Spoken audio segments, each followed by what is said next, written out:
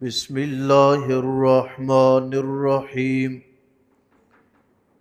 قالوا یا موسیٰ اما ان تلقی و اما ان نکون نحن الملقین۔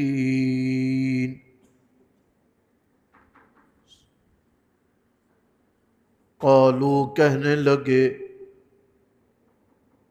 یا موسیٰ اے موسیٰ اما ان تلقی آیا آپ پھینکیں گے یا ان نکون نحن الملقین ہم ہوں پھینکنے والے۔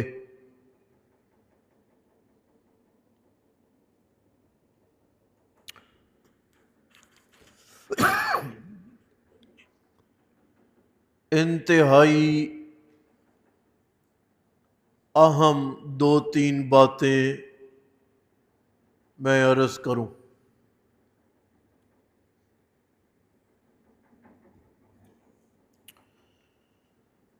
جادوگر میدان میں اکٹھے ہو گئے، 15,000 تھے، 18,000 تھے، 30,000 تھے، 40,000 تھے یا پھر 70,000 تھے۔ یہ تھوڑے سے ادھر بھی بیٹھو، ایک طرف ادھر بالکل کوئی نہیں، 2-4 ادھر آ جاؤ درمیان سے۔ مختلف مفسرین نے ان کی تعداد کے متعلق بات چیت کی ہے۔ بارکیف جتنے بھی تھے نا، اکیلے موسیٰ علیہ السلام کے مقابلے میں تھے بہت سارے۔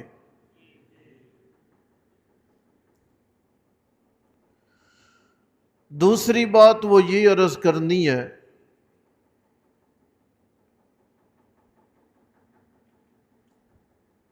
کہ میلے کا دن تھا، ان کی عید کہہ لیں یا کوئی اور ان کا تہوار کہہ لیں۔ لوگ عام طور پہ کام کاج سے، ڈیوٹی سے، محنت مزدوری سے فارغ تھے۔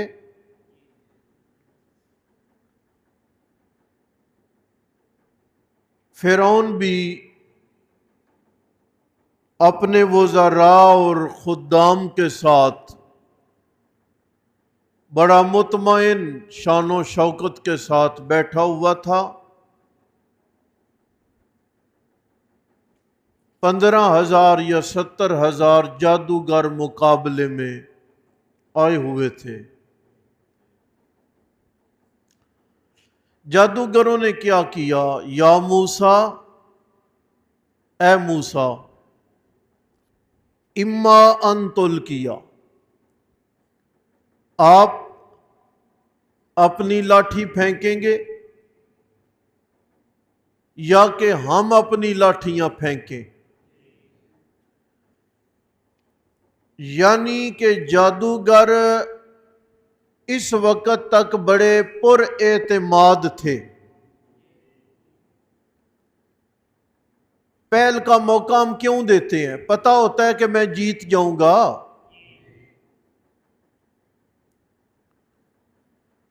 انہیں بھی یہ تھا کہ ہم جیت جائیں گے۔ آپ پہل کریں گے یا پھر ہم کریں؟ اللہ تعالیٰ کے پیغمبر نے کمال اعتماد کے ساتھ ان کی اس کیفیت کو بھانپ کے نا ایک ہی لفظ بولا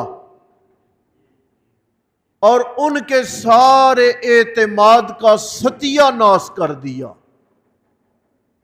جادوگر اما ان تلقی، آپ لاٹھی پھینکیں گے، وَإِمَّا أَن نَّكُونَ نَحْنُ الْمُلْقِينَ، یا کہ ہم اپنی لاٹھیاں پھینکیں۔ جواب، قَالَ أَلْقُوا، سٹو۔ آپ سمجھے ہی نہیں ہے میں نے کیا کہا آپ کو۔ یہ طریقہ کیا ہوتا ہے کہ میں تمہیں پلے نہیں باندھتا، نہیں سمجھے؟ آپ کسی کو بڑی توجہ سے بات سناتے ہیں، بڑی تفصیلات باندھتے ہیں، بڑی تمہید باندھتے ہیں، میں یہ کام کروں نہ کروں، تو اگلا آپ کی ساری تمہید کے بعد کہتا ہے کرنی تو کر لے۔ سمجھ رہے ہو؟ ان کا بھی خیال ہوگا، موسیٰ علیہ السلام کہیں گے ڈلے کر لو یار، کوئی مہینہ بعد رکھ لیتے ہیں، اگلے سال کر لیں گے، یا میں پہل کرتا ہوں، یا نہیں یار کوئی نہ۔ پیغمبر نے بڑے اعتماد کے ساتھ جواب دیا، الکو، سٹو، جڑا کرنا ہے کرو۔ دو باتیں ہو گئی۔ تیسری بات، جب بھی کبھی فتنہ سر اٹھاتا ہے نا، تو وہ دو چار بندے نہیں ہوتے، فتنہ جب سر اٹھاتا ہے تو عام جاہلوں کو وہ باطل اور فتنہ بھی سچ لگنے لگتا ہے۔ بندے کیا کہتے ہیں، اتنے غلط ہو سکتے ہیں،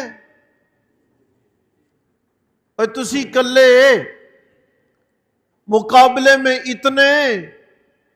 تو جواب، اکیلے حق پرست موسیٰ اور ان کی تابعداری میں ان کے بھائی ہارون کے مقابلے میں 15,000 یا 70,000 کا لشکر باطل پر تھا۔ اس کا مطلب یہ ہوا کہ زیادہ ہونا یہ حق کی دلیل۔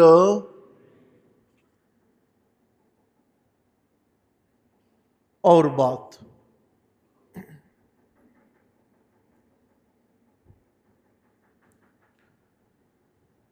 وہ یہ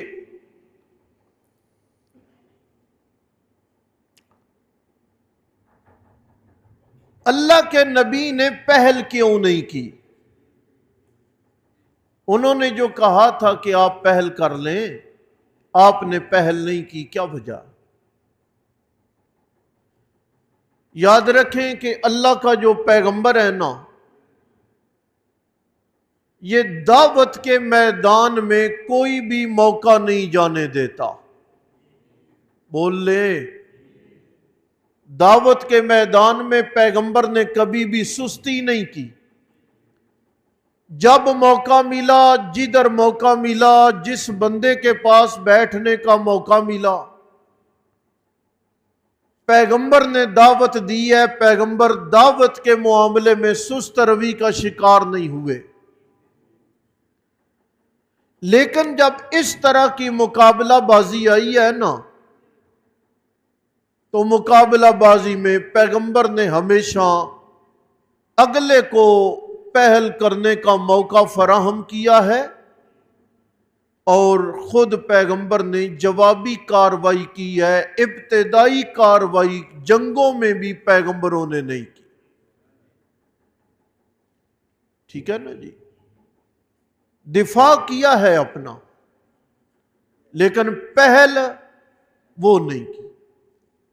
اگلے کو پہل کرنے کا موقع دیا، اگلے کو اپنا فن اور اپنا ہنر آزمانے کا موقع دیا۔ جب وہ اپنا فن، اپنا ہنر، اپنی طاقت اور اپنا جادو آزما چکے ہیں نا، اللہ کے نبی نے کہا کہ تم اپنا آپ آزما چکے ہو، اب باری ہے اللہ کی قدرت کی۔ یہاں پر بھی یہی ہوا۔ ایک اور بات، جادوگر جب آئے تو جادوگروں نے انعام کا مطالبہ کر لیا تھا، پتہ ہے نا جی، فیس ہاں کتنی ہوئے گی؟ فرعون نے انہیں مطمئن بھی کر دیا، فیس بھی ملے گی، تمہیں دربار میں جگہ بھی ملے گی، یعنی کہ ہم تمہیں ایک پاس اور گرین کارڈ شو کر دیں گے، لہذا آئندہ تمہیں میرے دربار میں آنے کے لیے چوکی داروں سے لمبی چوڑی اجازتیں اور میرے سے لمبے چوڑے ٹائم لینے کی ضرورت نہیں، تم میرے مقرب بن جاؤ گے، جب بھی آؤ کارڈ دکھانا، اندر آ جانا۔ آج کے زمانے میں ایسے ہی سمجھ آئے گی نا۔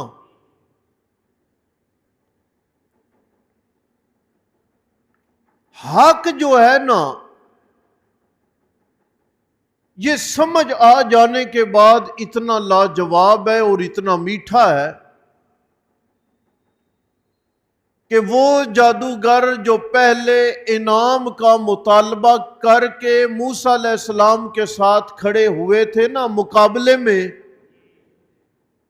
جب انہوں نے موسیٰ علیہ السلام کی لاٹھی کو سانپ بنتے دیکھا، اور فن والے لوگ تھے، انہیں پتہ چل گیا کہ یہ جادو نہیں بلکہ معجزہ ہے، پھر وہ فرعون کی صفوں سے ہٹ کے فرعون کی دھمکیوں کی پرواہ کیے بغیر حضرت موسیٰ کے ساتھ آ کے کھڑے ہو گئے۔ فرعون نے کہا تھا میں تمہارا ایک ہاتھ اور دوسرا پاؤں توڑ دوں گا، میں تمہیں سولی پہ لٹکا، انہوں کا کر لے جو کر۔ حق سمجھ آ جانے کے بعد جو نعمت استقامت ہے نا جی، وہ بڑی لاجواب چیز۔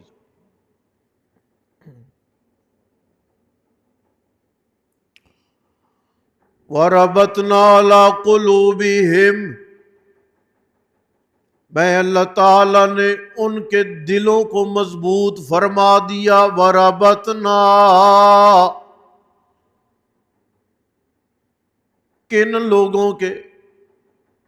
وہ جو اصحاب کہف ہیں، باپ اور برادری اور حکمران، محلہ، سوسائٹی، نظام، سب کی مخالفت کر کے اس قاموا، میدان میں کھڑے ہو گئے اور کہتے کیا ہیں؟ ربنا رب السماوات والارض، ہمارا رب وہ ہے جو آسمان و زمین کا رب ہے۔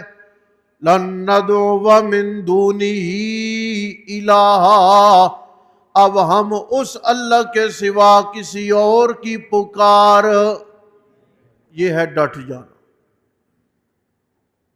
تو زیادہ سے زیادہ 7 بندے ہیں، پوری سی سی ڈی، پوری حکومت، پوری فوج، سب کچھ پیچھے لگا ہوا۔ یہ استقامت بہت بڑی نعمت ہے۔ آپ متعدد بار سن چکے ہیں کہ 2 اونٹوں کے ساتھ بی بی کو باندھ کے ابو جہل کہتا ہے واپس آتی ہو؟ ایک اونٹ کا منہ ادھر ہے، ایک کا ادھر ہے، چلا دوں؟ اس کا چلا دے، کٹ گئی ہے، باپ دادے کے دین کی طرف واپس نہیں گئی۔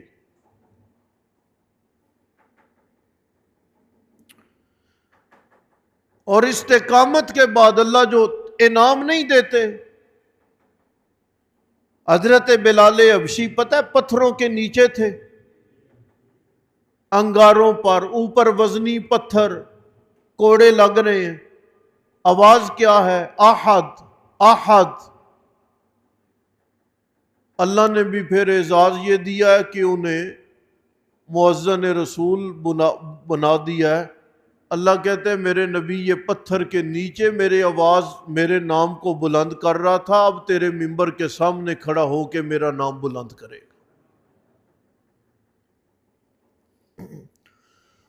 قالوا یا موسیٰ، کہنے لگے اے موسیٰ، اما ان تلقیا، آیا آپ پھینکیں گے، یا کہ ان نکون نحن الملقین، ہم ہوں پھینکنے والے۔ بس کر